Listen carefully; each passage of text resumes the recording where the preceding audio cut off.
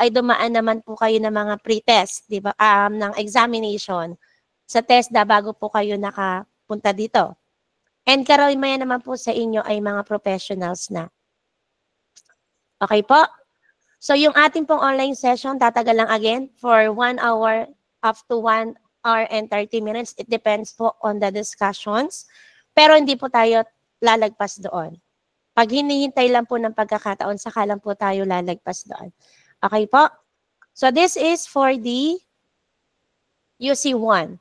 So ang una muna po natin, bawat isang core po natin for the UC1, meron po tayong 4 na LO. So sa LO po, ito yung for the learning outcomes po natin, number 1. So we have to identify project requirements and software methodologies.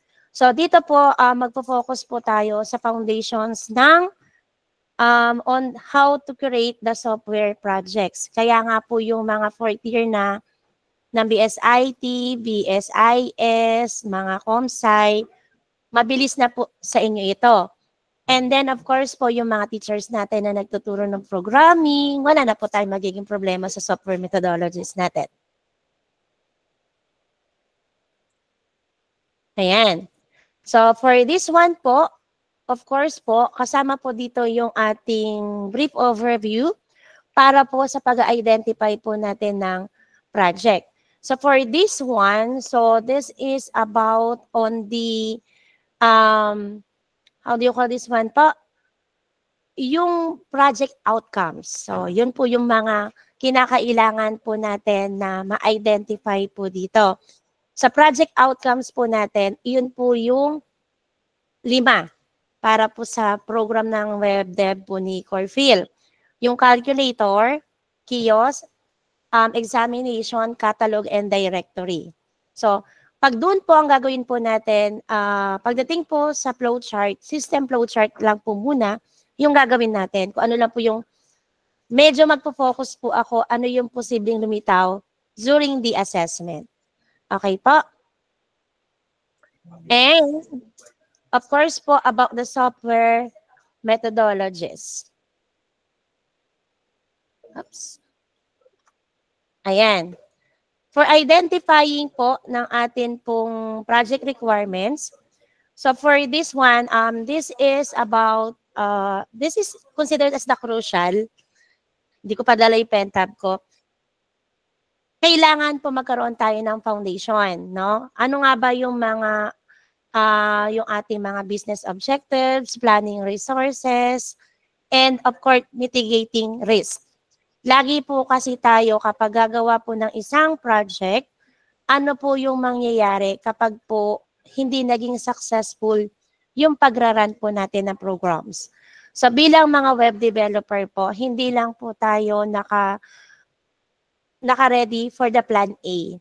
So lagi ko pong sinasabi dito na kailangan may plan A to Z po tayo.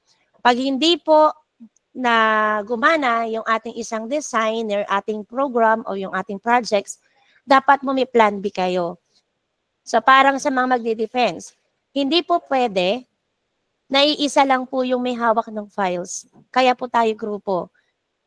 Iwasan na po natin dito yung ating pabuhat, no? Pa-dumbbell. So ganun po, no? And of course po, for this one, so we have to ensure po yung project alignment with business goals. Sa unang project po natin, major project nyo ay yung ating kiosk.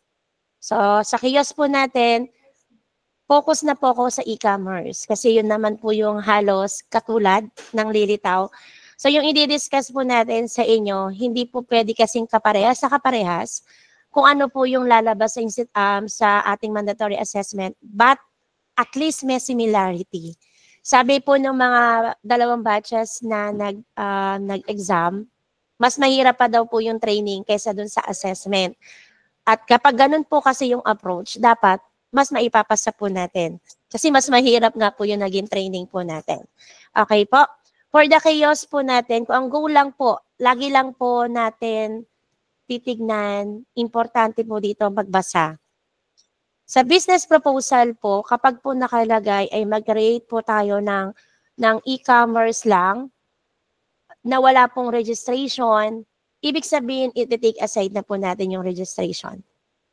Kaya lang po ako nagpo-focus sa registration kasi doon po papasok talaga majority ng crude.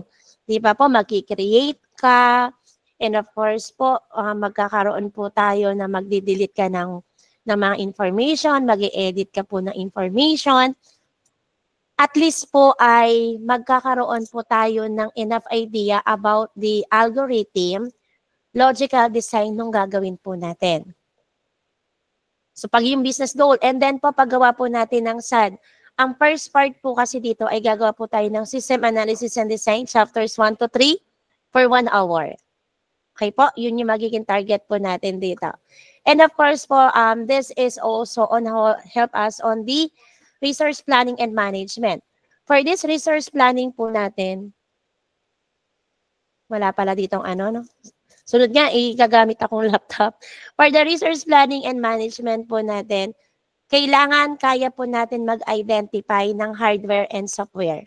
Ano po yung software requirements po natin at ano po yung ating hardware requirements. Management po natin, papasok po dito ang Gantt chart. Ano yung target po natin? Siyempre, papasok yung mga phases natin. Requirement phase, development phase, so on, and so forth po. Pagdating po natin dito sa management.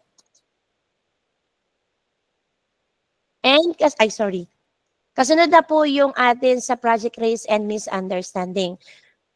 Kailangan po papasok ang audit trail. So, sa audit trail po natin, wala na po man pong perfect, no? So, for me, wala naman pong perfect po na system. So, sa audit trail po natin, kung maglalagay po tayo na after a month, so we have to recode po yung programs po natin, ano yung mga changes. So ano po yung laging nagbabugs. Ayun.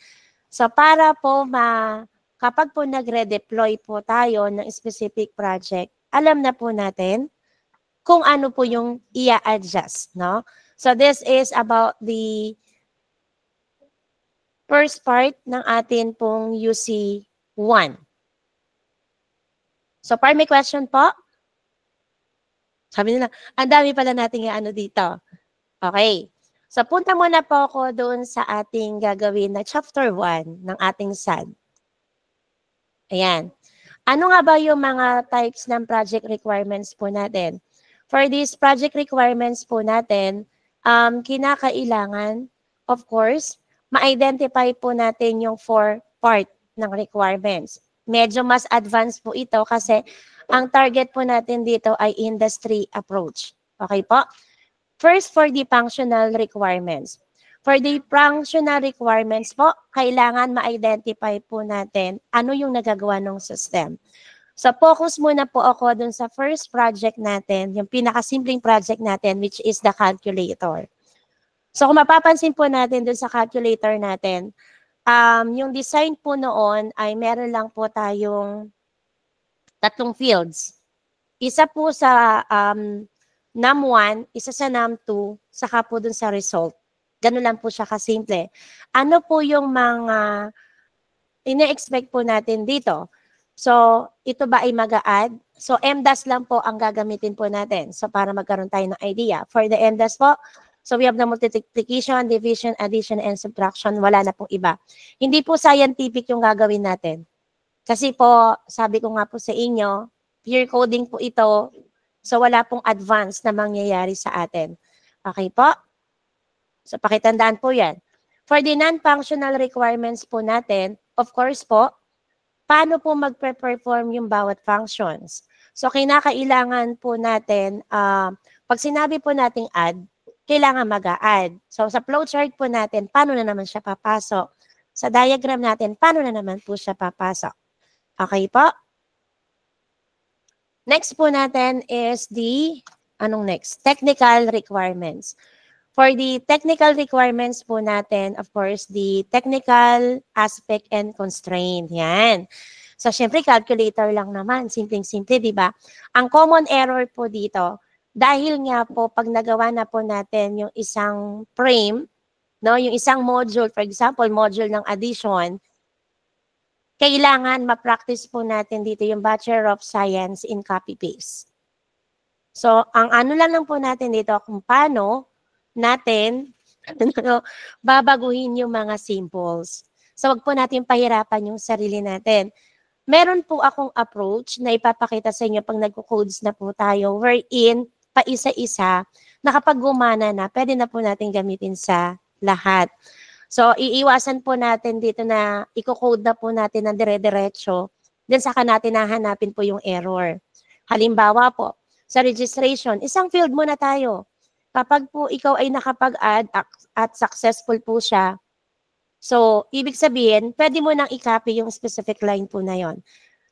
Frameworks muna tayo ha. Frame set po ang gagamitin natin for the calculator. Wala po kasing bootstrap dito. Hindi kayo gagamit ng themes. So, definitely po, frame set ang pagagamit ko po sa inyo. So, manual po talaga. And of course po, next po natin is the business requirements.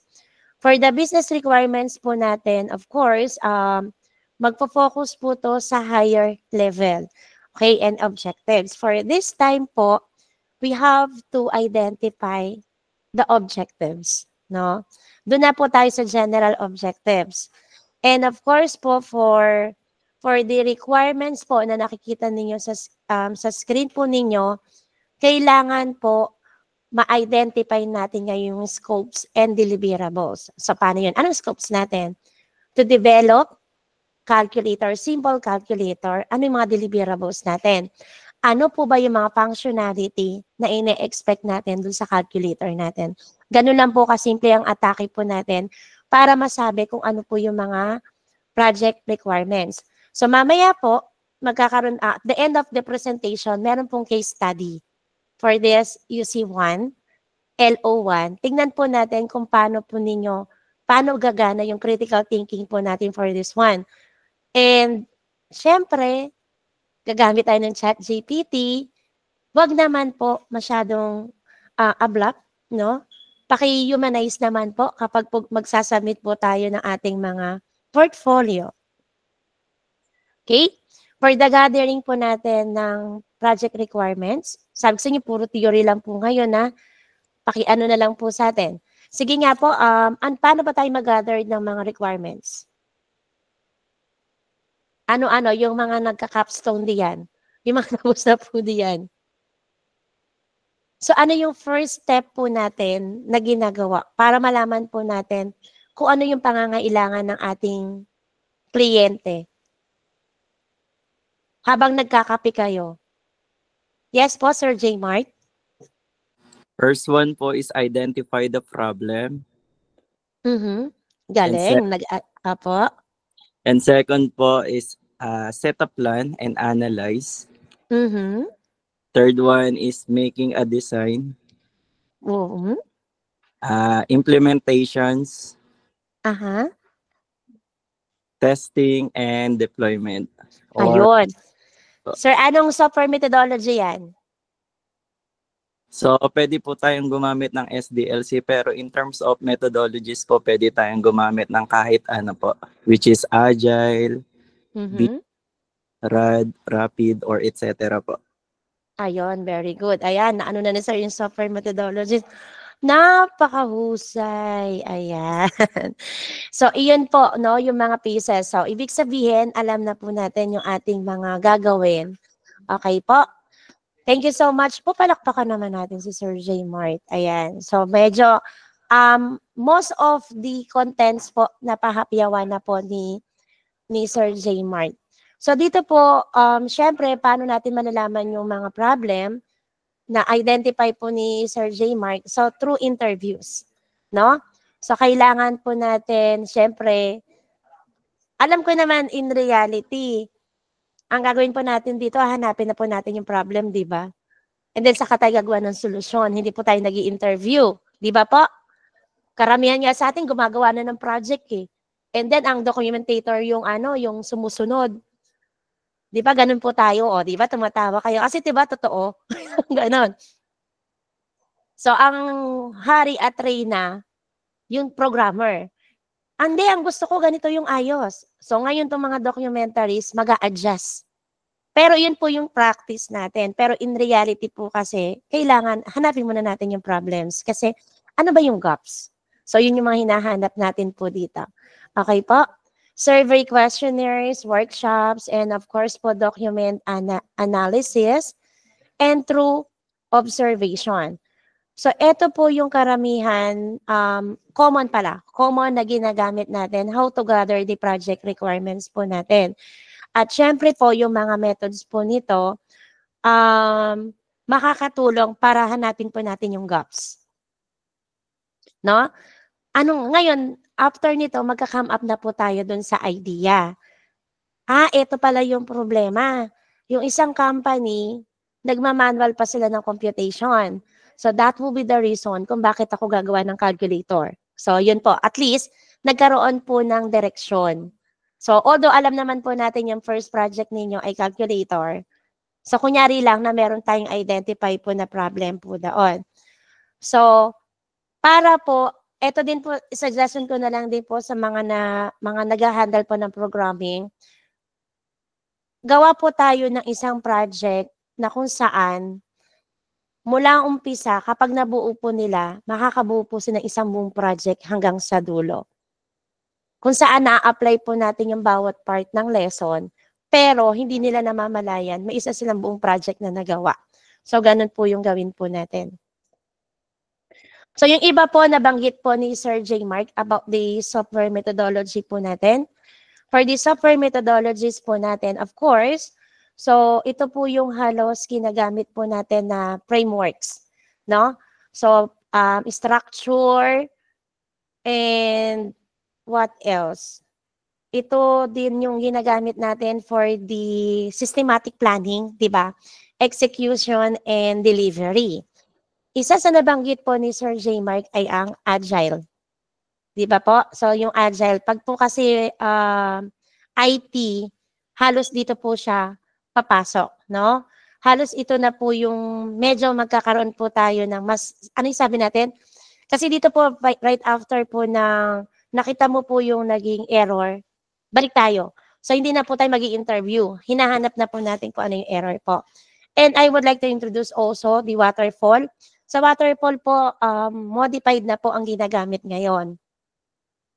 Kapag po kasi yung traditional na waterfall, kapag po nahinto ka po, for example, sa testing, babalik ka po sa unahan. Pag modified po kasi, kung saan lang may error, doon ka lang po bumabalik. And then we have here the Scrum and Kanban.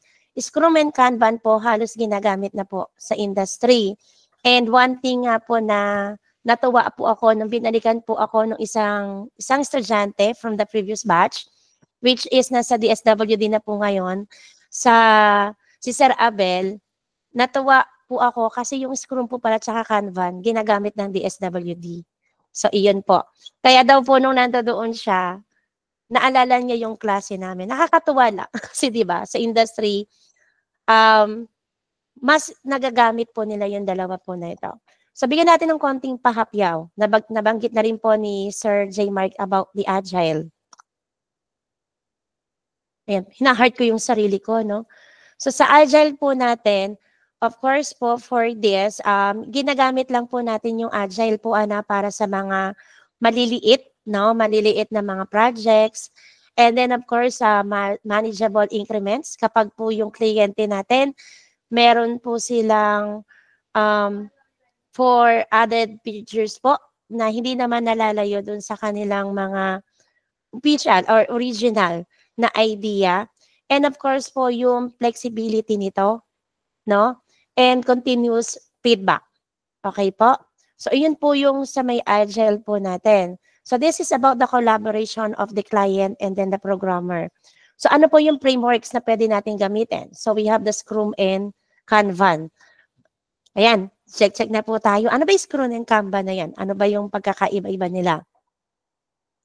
And of course po, yung sa pros po natin, adaptable, promotes continuous improvement. And for the cons po natin, lahat ng mga changes po natin for the agile, we are referring or we have to ask our client. Kasi po, kung ano yung gusto nila, yun po yung ginagawa po natin.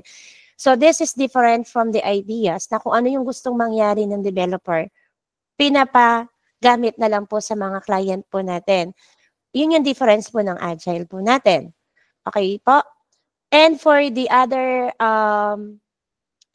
frameworks po natin, which is Scrum and Kanban, nasa LO2 po kasi siya. Mas doon po natin siya i-emphasize. Ayan. So we have here the waterfall methodology, which is the updated po natin sa linear sequential. For this one, nabanggit po ni Sir J. Mark kanina, requirements, design, implementation, the testing, deployment, and for the maintenance po natin. For the waterfall po natin, for the modified waterfall method po natin. So, syempre po, for this one, lagi namang nagagamit ng atin pong mga estudyante before, pero ngayon nagra-rad na, tsaka nag-agile na po tayo. So, bakit po mas maraming gumagamit ng modified waterfall methods? Kasi nga po, mas easy to manage, no? Kung saan po, kunyari, nagkaroon ng problema sa design lang yung babalikan niya kahit na po nasa deployment po tayo. And for this time po, kasi pagdating natin sa maintenance, hindi rin po kasi natin alam kung po bang sa maintenance phase po ba ninyo ay aabot po ba tayo doon sa monthly, every 3 months or every 6 months, semi-annual or pwede pong yearly. Depende po dun sa mga features po natin. Kadalasan po pagdating sa mga registrations, medyo ano na po dyan yung quarterly kasi talagang bibigat po yung mga database po natin. Lalo na po kapag po yung ating mga storage allocation ay mga naka-gigabytes lang po. Okay po? So, not ideal for the complex project po natin. And of course po, how to choose the right methodologies. Sa case study kaya, ano kayang gagamitin po natin? Okay po? So, syempre po, so we have, kasama po to sa multiple choice, sa project complexity and size. So, kapag po ang gagamit lang po ng system is around 100, ano po ba yung dapat natin gamitin? So, for this one, applicable na po yung si Agile, no? Tsaka si Waterfall. And of course po, stakeholder involvement and feedback. So, stakeholder po natin, it's not only solely for the owner, ha? Pati po yung mga users ng system natin. We have to ask po feedback, for example, if this is examination, students, teachers, kasama po sila. Lahat po ng users ng system, dapat nakukuhanan po natin ng feedback. Project timeline, and team experience and skills. For the team experiences po natin, ito po yung inalis ko. Ngayon lang naman pong batch na to. Kasi previously po meron tayong collaboration. Kaya lang ang nangyari dahil nga po collaboration, medyo nag-suffer po yung assessment result. Kasi po dahil groupings, yung sino lang po yung gumagawa po ng project, sila lang po yung medyo nag-stand out. So, we are targeting po sa batch po sana ninyo na dumami naman po yung passing rate namin pagdating po sa assessment. Okay po. Kaya po, sorry po, yung changes po, kayo po yung unang makakatikim na individual na po yung project po natin. May reklamo po ba, Pres?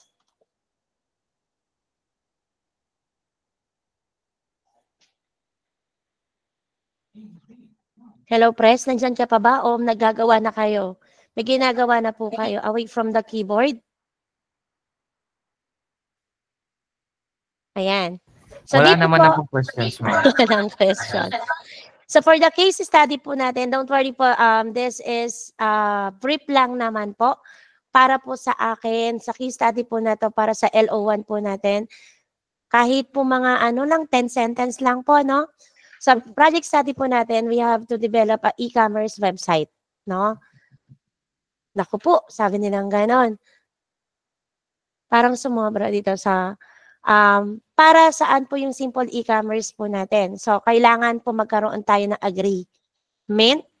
Okay po? Sa agreement po natin, ano po yung gusto nyong gawin natin para iisa po yung tatakbuhan. Para po malaman natin kung sino nagka-copy-paste ng output. For the e-commerce po natin, anong gusto ninyo? Ano po yung ibebenta natin? Bebenta po ba tayo ng mga IT supplies? Magbebenta po ba tayo sa hardware? Ganon. Magbebenta po ba tayo ng mga apparel? Or gagawa po ba tayo ng ano ba, supermarket? Ano pong gusto ninyo? Para po ano natin, pag-agrihan po natin. Nandiyan pa po kayo? Gamot, sapatos, hardware. So we have 3, gamot, sapatos, hardware. So among those 3 po na nakita po natin sa chat box, ano po yung gusto ninyong implement natin?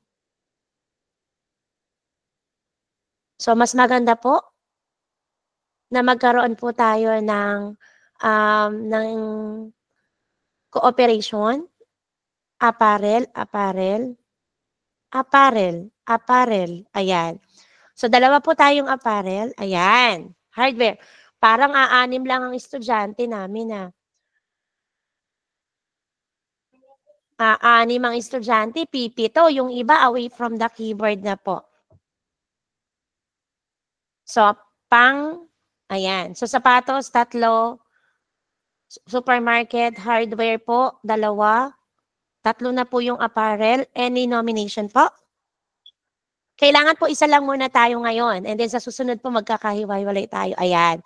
So, parang marami po tayo dun sa apparel. No? Sa damit po tayo. So, mag-aano po tayo ng ating e-commerce para po sa ating apparel. Yan. So, ano po yung requirements po natin? Payment, processing, user-friendly interface, and mobile responsiveness. For this one po, na case study natin para masatisfy po natin yung ating LO1. Ano nga ba yung ating LO1?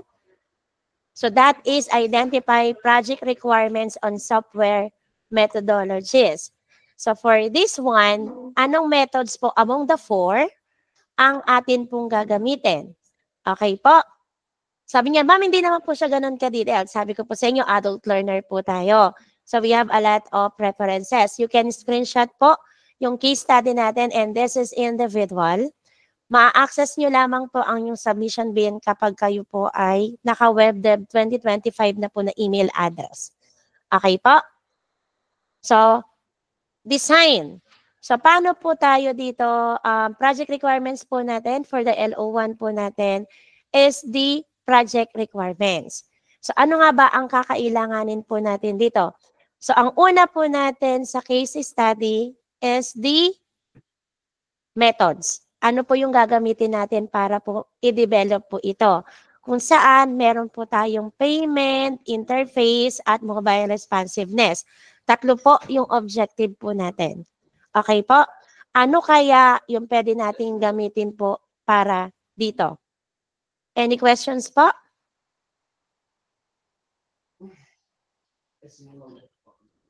Don't worry po, the task sheet po, ibibigay ko po sa inyo para po dito, para mas detailed po. Kaya lang, ang makaka-receive lang po noon, lahat ng may WebDev 2025. Kaya po, Jenny and Miss Secretary Jenny and Press Clarence, pa-heads up po ako ng mga kaklase ninyo na walang WebDev 2025 na account para po dito. Para po ma-receive po nila yung performance task sheet po natin para sa LO1. Clear po ba tayo? At dahil po dyan, meron po tayong agreement na apparel po yung gagawin po natin. Kasi po doon ay mas makikita po natin yung si Ma'am Riza ay nag-check, magtayo. Ayan. Ma'am, pasagot po ako ng mga test po natin. Okay po?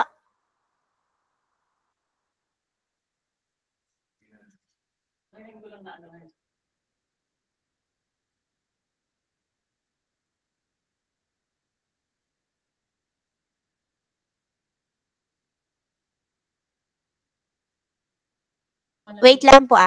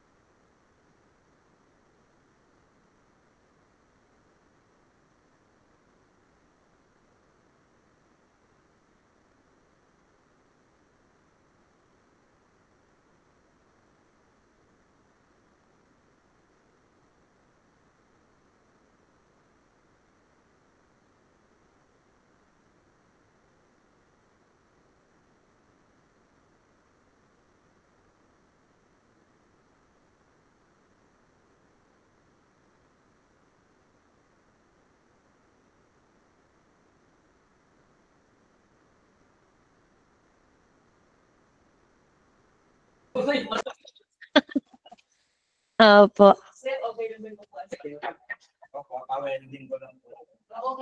Ayan, so si Ma'am Lilibet, no? Nawala nga po yung 2025. Ma'am, pwede pong pagawa ng bago na 2025 para po pare-parehas po tayo, uniform po, no? Sorry po meron lang pong sinagot ng konti. Okay po?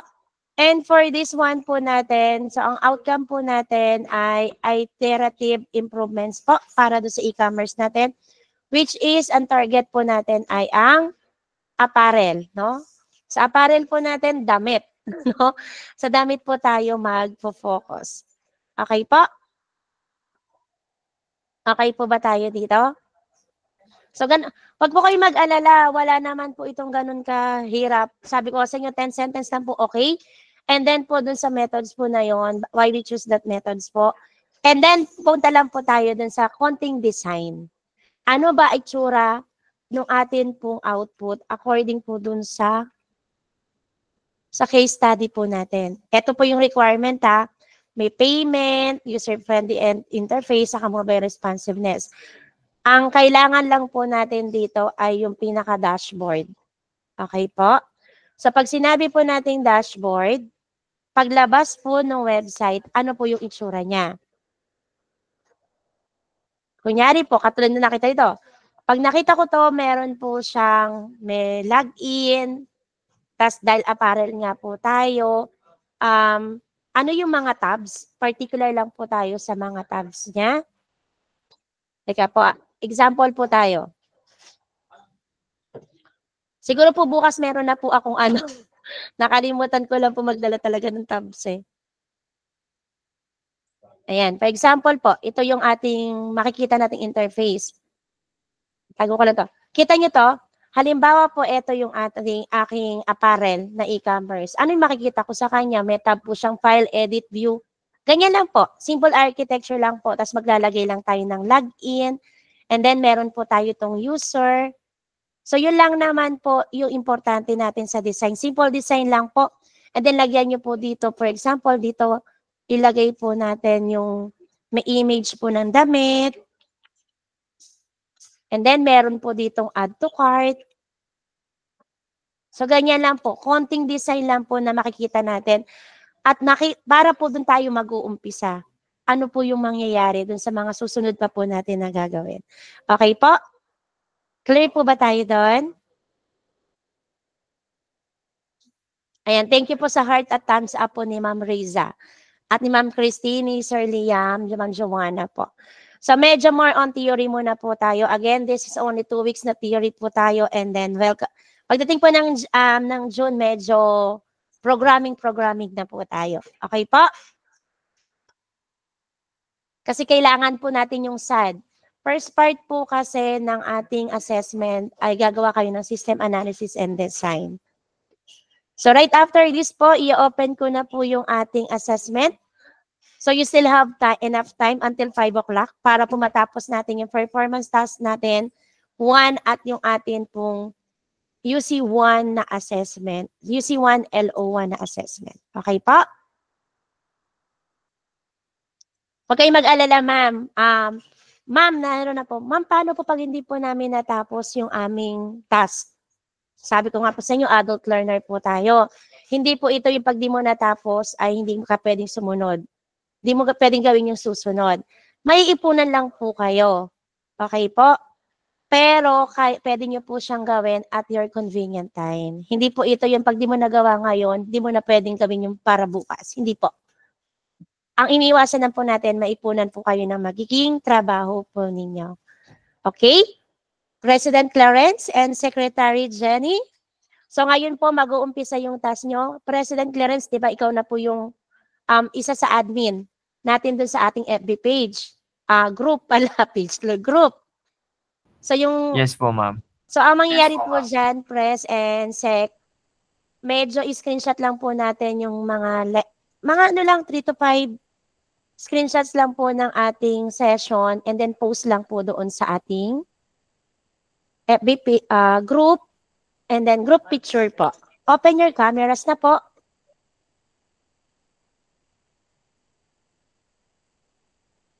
Gaganda ng mga teachers ko.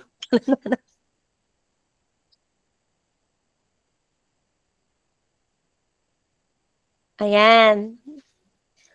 Kanina naka-sleeve na si Ma'am Jenny. Ngayon naka-jacket na siya. Yung secretary natin. Sino mag-i-screenshot sa inyo, press and sec?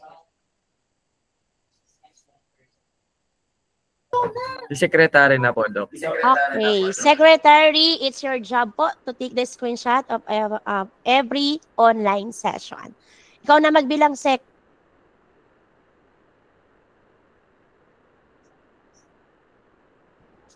One, two, Si Jonel.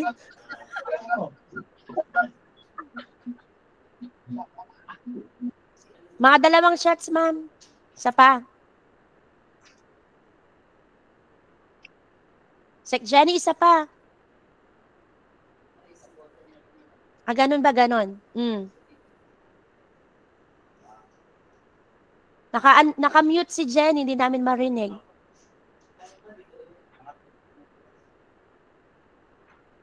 Jenny, bilang.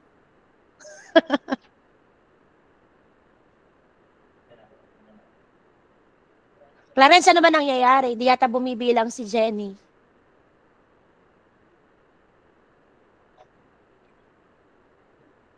Ma'am, ako na po mag-take, ma'am. O, sige. Bilang kayo, ha? Magaganyan din ako. Kuha ko. Ay po, ma'am. 1, 2, 3. Ayan. Thank you so much po. See you again tomorrow. Anyway po, bago tayo mag-iwalay, is it okay for ba sa inyo ng 9 o'clock? O gusto nyo 8? Ano gusto nyo po? 9 or 8? 8 or 9? 9 na lang po. Okay po. See you again 9 o'clock tomorrow. Bye-bye po. Thank you po, Doc Rose. Thank you po. Thank you po. Thank you po.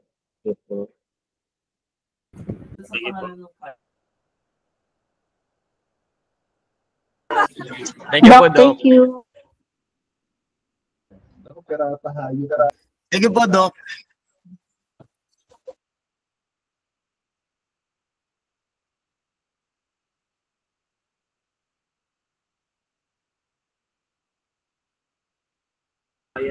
Thank you.